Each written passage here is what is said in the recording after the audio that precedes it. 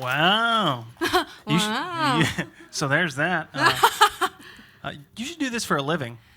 You know, I think about it sometimes. I'm like, Same. maybe I'll take up singing, but my first love is definitely basketball. That's such a joke. I cannot play basketball at all. It's horrible. My height is wasted.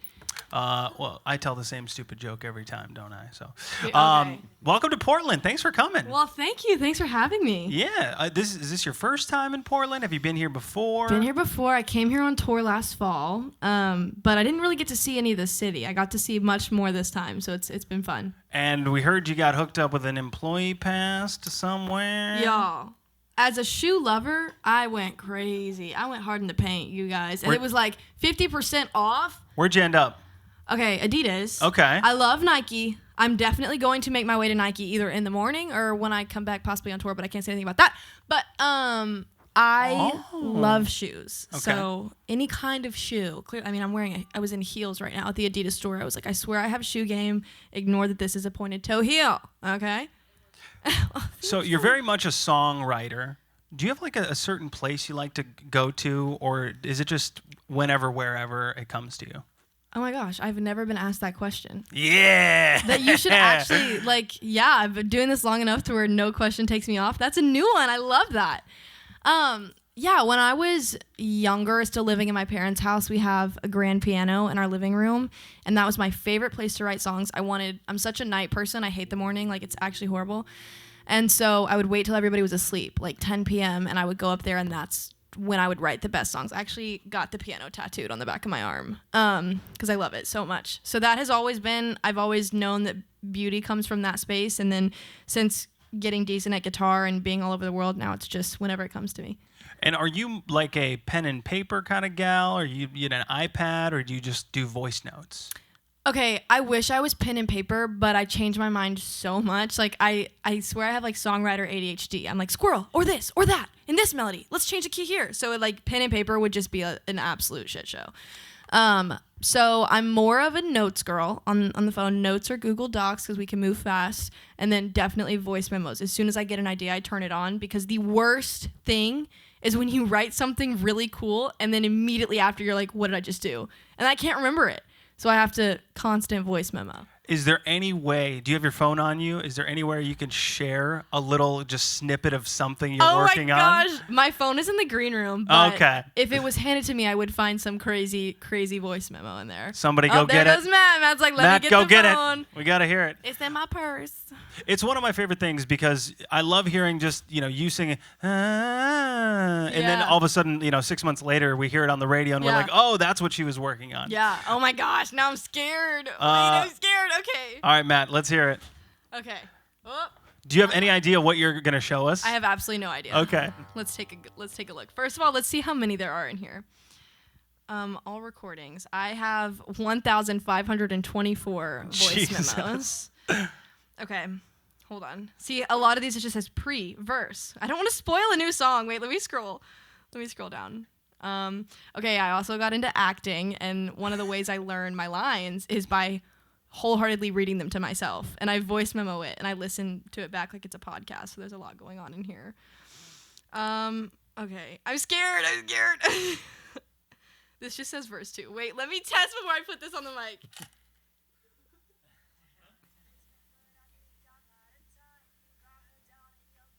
Okay. I'll show you guys this. I heard this beat, and I was like, keep that going. And I just started recording this. I'd love to release a song eventually, but this is a voice memo. I'd love to want my replacement, but I think I'm out of time. You got her down in your basement and got me out of your mind. You were Nikes, make yourself more like me.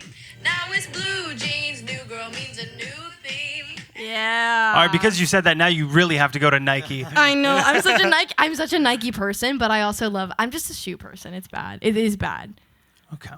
We should talk to somebody about that. I really probably should.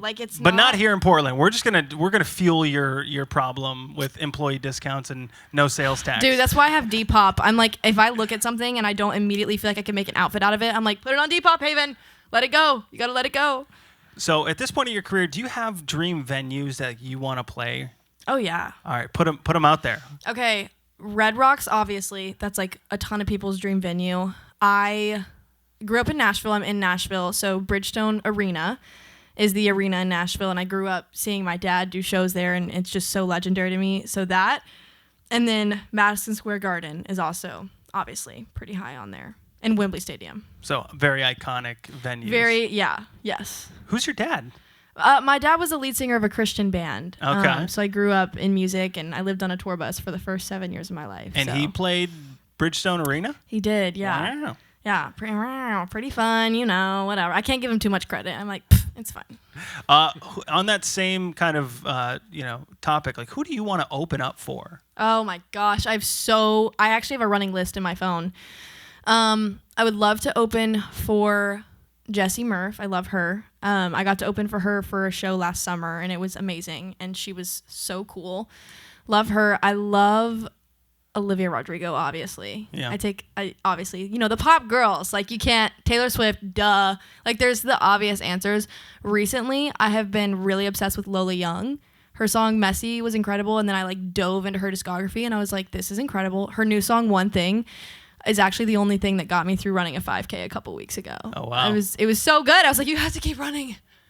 I've never heard a song that could get me through a 5K. So if you got something, oh my gosh, I have a whole way. playlist. It was going from and Doechii. It was going like Lola Young, One Thing, and then it was like Nissan Altima by Doechii, and then it was like Just Keep Watching by Tate McRae. I was like, girl, you cannot stop right now. The girls are watching. Well, going back to what I was saying before you came out, Sabrina Carpenter's played this stage. Benson Boone, just was that 2 years ago, something like that? Jessie Murph played this same stage about a year ago, and now she's selling out the Moda Center. Yeah.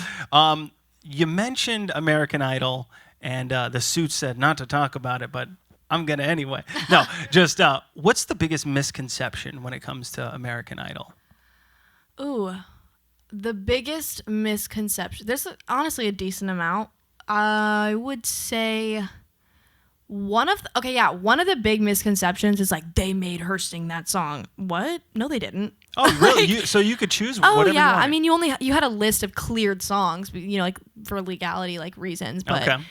Oh my God. It was so funny though. Like, if I had a bad performance, they'd be like, they forced her to sing that song. I'm like, yeah, you guys be safe. That's why it was so bad. It wasn't because I just had a bad song.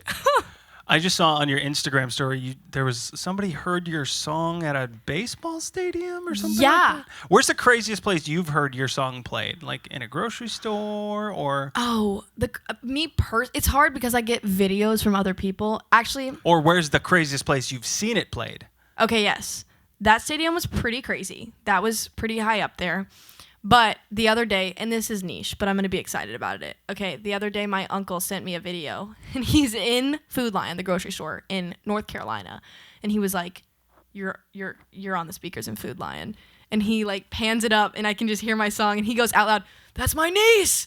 And that made me laugh so hard. I was like, guys, I made it to Food Lion. Somebody texted me about Kroger. I was like, I made it to Kroger. When I make it to a Pilates class, I'll be like, yeah. That's when you know you made it? Success. If I'm dying in Pilates and I hear my own song, I'm like, yeah, I'm going to kudos to myself there. You also, on your Instagram story, spoke on AI a little bit. Oh. So what's your thought as a songwriter, as an artist? What's your thought on AI? Again, never been asked this question. I love this. I hate it personally.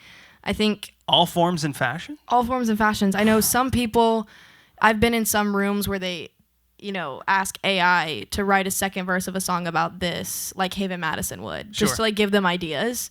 And I'm just like, no, I just don't like it. I think that there is such beauty in humanity, and the brokenness and the imperfection of humanity is what makes music so good. And we see that in so many different forms and fashions. I can't remember which Adele song it was, but she ended up, you record a song and then you go back and do a fancy vocal and you really get it right. And she kept the day of recording because it was imperfect, and that's what made it perfect. And I just think if we let a computer do everything, what's the point? I dislike it, but I also have devoted my entire life to this craft. So. Well, you're a purist, so I think being a songwriter as well is why you probably feel that way. So yeah, that's awesome.